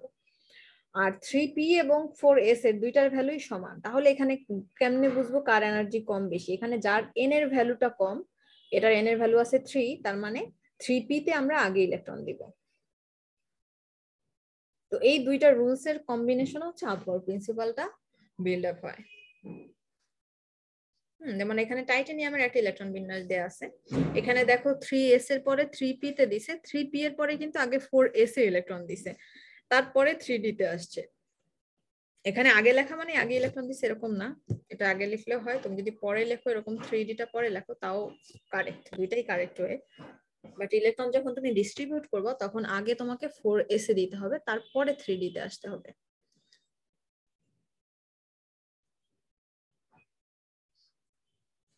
আর ইলেকট্রন যখন রিমুভ করব তখন কিন্তু আর এনার্জির কথাটা আমরা হচ্ছে তখন আর চিন্তা করি না, তখন আমরা চিন্তা করি কে হচ্ছে সর্বশেষ শক্তি স্তর। তখন কিন্তু 4s থেকে আগে ইলেকট্রন রিমুভ করব, 3d থেকে না। রিমুভ করার সময় কিন্তু শক্তি স্তরের কথা চিন্তা করব। এটার কারণ হচ্ছে যদি টাইটানিয়ামের কথাই তুমি চিন্তা করো, টাইটানিয়ামের এখানে আছে নিউক্লিয়াস, এটা তোমার নিউক্লিয়াস আছে, এটা ফার্স্ট শেল, যেহেতু টোটাল 4টা শেল আছে ওর, এটা সেকেন্ড শেল, এটা থার্ড শেল, এটা হচ্ছে তো মনে করো ফোর্থ শেল। তো এখানে আছে তোমার 4s, আর এখানে আছে 3d, 3p ও আছে এই স্তরে, 3s ও আছে এই স্তরে, এখানে আছে 2s আর 2p, আর ফার্স্ট শেলে আছে 1s। তো ইলেকট্রন যখন তুমি রিমুভ করবা, মানে ইলেকট্রন দুইটা সরাইতে চাও বা টাইটানিয়াম 2+ বানাইতে চাচ্ছ, তখন দুইটা ইলেকট্রন সরানো লাগছে, তখন কিন্তু 4s টা আগে সরানো লাগবে, কারণ 4s একটা শক্তি স্তর, মানে একটা দেয়াল হয়ে আছে। হ্যাঁ, থার্ড শক্তি স্তরের পরেও আর একটা স্তর আছে, তো এই স্তরটা তুমি ভেদ করে ভেতরে কিভাবে যাবা? এই স্তরটা তো ভাঙতে হবে, তো ভাঙতে হলে কি করতে হয়? 4s আছে, ওকে সরাইতে হবে। তো এখান থেকে যে দুইটা ইলেকট্রন, এটা যদি তুমি রিমুভ করো তারপরেই কিন্তু তুমি 3d থেকে ইলেকট্রন সরাইতে পারবা। কারণ এখানে যদি কেউ আমরা এভাবে লিখি যে 3d থেকে সরাইয়া 4s এ রেখে দেই, তখন কিন্তু ভুল হবে, কারণ এখানে তুমি এটা এই স্তরটা না সরাই আগে কেমনে ভেতরে গেলা? সুযোগ নাই তো যাওয়ার কোনো।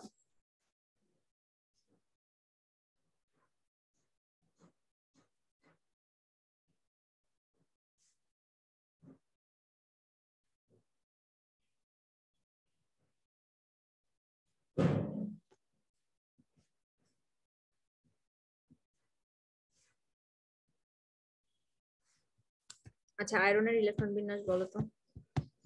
আয়রন 2+, 1s2, 1s2, 2s2,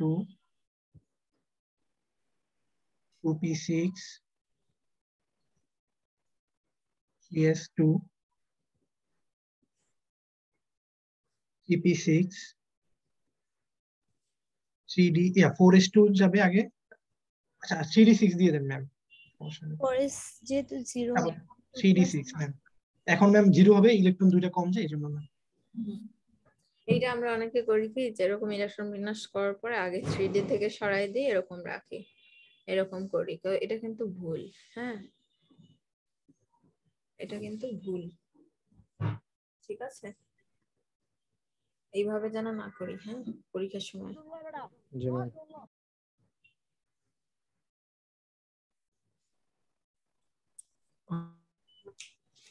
আপনার লাস্ট কথাটা বুঝি নাই, ওই কি বললেন 3d আর 4s এর? ওটা বলছি অনেকে করি কি, আমরা হচ্ছে মানে ভুল করে যখন ইলেকট্রন সরাইতে বলা হয় বা কোনো কিছুর উপর এরকম প্লাস দিতে বলা হয়, যেমন আয়রন 3+, তখন আমরা লাস্টের শেলটা এইভাবে লিখি অনেকে, মানে ইলেকট্রনটা আমরা ডি অরবিটাল থেকে সরাই। হ্যাঁ, এখানে 3টা দিই, যেখানে 5টা থাকার কথা ওখানে 3টা দিয়ে এই এস এর 2টা রাইখা দিই, এটা ভুল হবে। এটার কারেক্ট হচ্ছে 4s এ কোনো ইলেকট্রনই থাকবে না, 3d তে হচ্ছে 5টা থাকবে।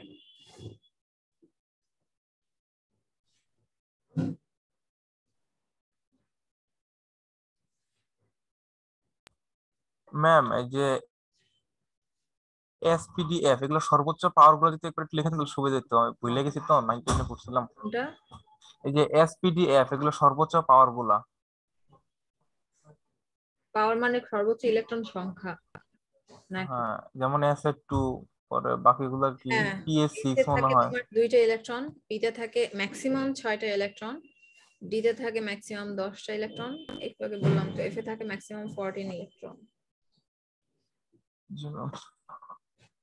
এটা ম্যাক্সিমাম নাম্বার, মিনিমাম তো একটাও থাকতে পারে, নাও থাকতে পারে।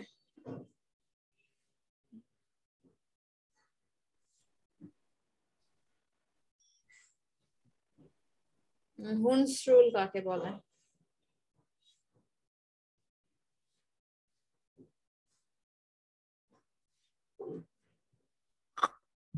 বলো।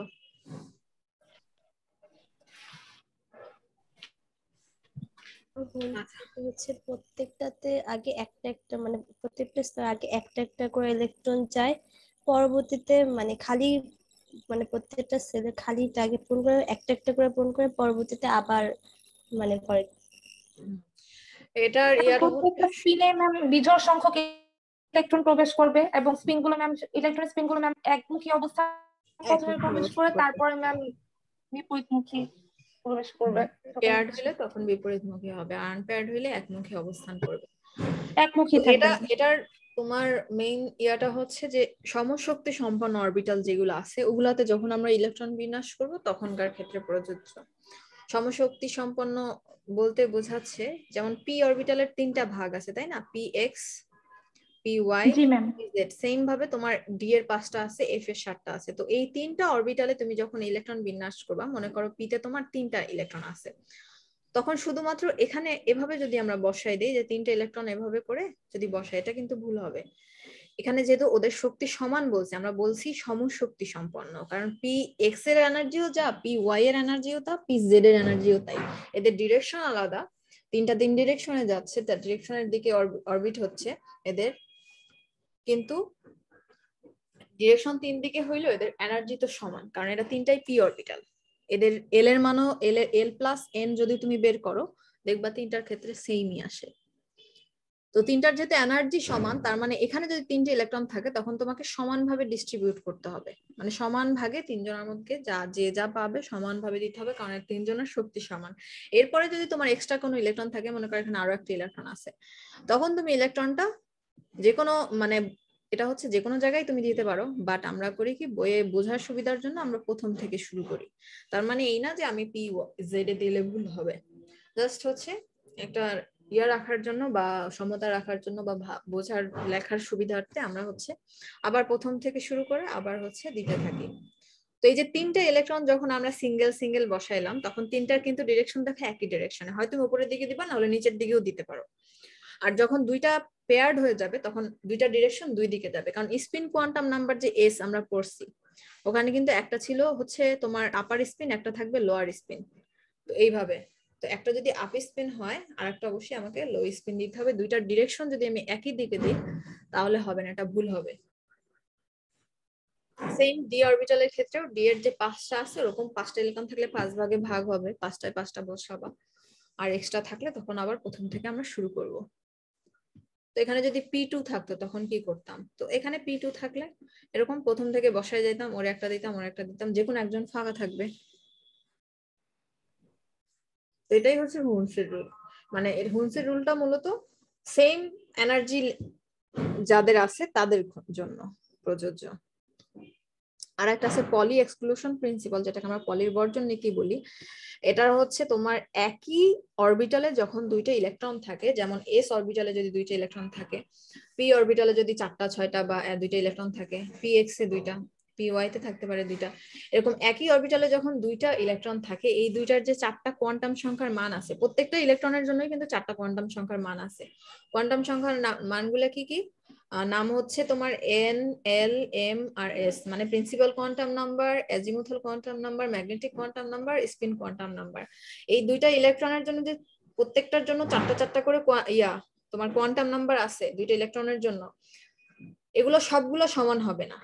মানে যে কোনো তিনটা যদি সমান হয়, লাস্টেরটা আলাদা হবে, স্পিনটা আলাদা হবে, কারণ স্পিন একটা হয় পজিটিভ আর একটা নেগেটিভ হবে। একটা আপার স্পিন যদি যায়, একটা অবশ্যই লো স্পিন হবে। যেমন যদি আমরা উদাহরণ হিসাবে দেখি যে আমাদের মনে করো 1s এ দুইটা ইলেকট্রন আছে, তো এটা হচ্ছে তোমার ফার্স্ট ইলেকট্রনের জন্য। এটা যদি সেকেন্ড ইলেকট্রনের জন্য তুমি কোয়ান্টাম সংখ্যার মান বের করো, প্রিন্সিপাল কোয়ান্টাম নাম্বার, সহকারী কোয়ান্টাম নাম্বার, ম্যাগনেটিক আর হচ্ছে স্পিন।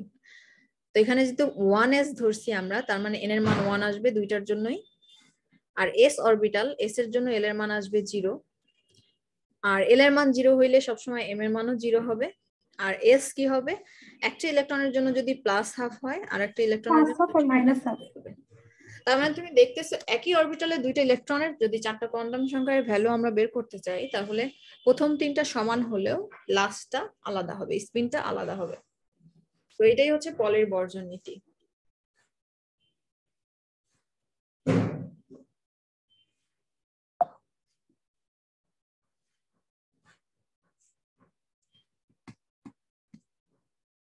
তো ইলেকট্রন কনফিগারেশন কিভাবে লিখতে হয় জানো? এই সিরিজটা কি মনে আছে তোমাদের? 1s 2s। জি ম্যাম। প্রথমে ছিল 1s, একে তো 1s, 1 এর কিন্তু p নাই। 1p নাই কেন বলো তো? 1p বা 1d এরকম নাই কেন? ম্যাম কোয়ান্টাম সংখ্যা প্রথম অরবিটাল নাই, অ্যাজিমুথাল সংখ্যা 0 সেই কারণে ম্যাম। হ্যাঁ, যদি আমাদেরকে এরকম কোশ্চেন আসে যে 1p কেন এক্সিস্ট করে না, এখন তুমি এটা দিয়ে যদি কোয়ান্টাম নাম্বার মানগুলো দেখো, 1 n এর মান কি 1 এর জন্য n এর মান হচ্ছে 1, তাইলে l এর মান কি আসবে? l এর মান আমরা জানি যে 0 to n - 1 পর্যন্ত, এটা হচ্ছে সূত্র। তো এখানে যদি আমরা 0 to বসাই, n এর মান 1 বসাই, 1 - 1, তাইলে কি আসতেছে? 0 আসতেছে। 0 মানে হচ্ছে s অরবিটাল। আর p অরবিটাল হইতে হইলে এখানে l এর মান 1 আসা লাগতো, কিন্তু 1 তো আমাদের সূত্রে আসে না, অ্যাকর্ডিং টু রুলস হয় না। তো এই কারণেই p অরবিটাল হবে না। আর p এর জন্য l এর মান যেহেতু 1 লাগে, l এর মান 1, আবার n এর মানও এখানে আসতেছে 1, একটা অরবিটালের জন্য n আর l কখনো সমান হবে না, never. n not equal to n, সবসময় l এর মান কিন্তু n এর থেকে একটু ছোট হবে, সমান বা বড় কখনোই হবে না। এই কারণে 1p বা 1d এগুলো এক্সিস্ট করে না। সেম ভাবে 2d কেন এক্সিস্ট করে না? সেম ওয়েতে সেম অ্যান্সার। 2d এর জন্য হচ্ছে n এর মানও 2, l এর মানও 2, আর n আর l তো কখনো সমান হবে না, তাই 2d ও এক্সিস্ট করে না। তো প্রথমে আছে তোমার 1s, তারপরে আছে তোমার 2s 2p, তারপরে আছে 3s 3p 3d, এখানে আছে 4s 4p, তারপর 4d আর 4f। সেম ভাবে নিচে 5 6 এভাবে করে যদি যাও, এরকম করে যদি তুমি এরকম কোনাকুনি করে যদি এরকম কাটো, তো এই কাটার লাইন বরাবর যারা আসবে তাদেরকে একটা সিরিজ লিখি আমরা, যে সিরিজটা আমাদের মূলত মুখস্থ করতে হবে। 1s 2s, তারপরে আছে 2p, তারপরে 3s, তারপরে 3p, তারপরে 4s, তারপরে হচ্ছে তোমার 3d, 3d এর পরে আছে হচ্ছে 4f, 4p ম্যাম, 4p এর পরে আছে 5s, এভাবে করে করে আর কি আগাবে। তো এই 5s পর্যন্ত মোটামুটি মাথায় রাখলে আমাদের ইলেকট্রন বিন্যাস যা আসে চলে আসে। তো এই 5s পর্যন্ত আর কি মনে রাখো, তাইলেই হবে। আর আরো আছে, সামনে অনেক আছে, 6 7 8 বহুত আছে। ম্যাম আমাদের আরেকটা ক্লাস আছে। হ্যাঁ, আমারও তো ক্লাস আছে, কিন্তু এই ক্লাস কয়টায় শেষ? 12টায় ম্যাম। শেষ হয়ে গেছে। এই ক্লাস শেষ হয়ে গেছে আমাদের? জি ম্যাম। এতক্ষণ পড়াইছি? জি ম্যাম। 12টা বাজে ম্যাম। দেখছেন না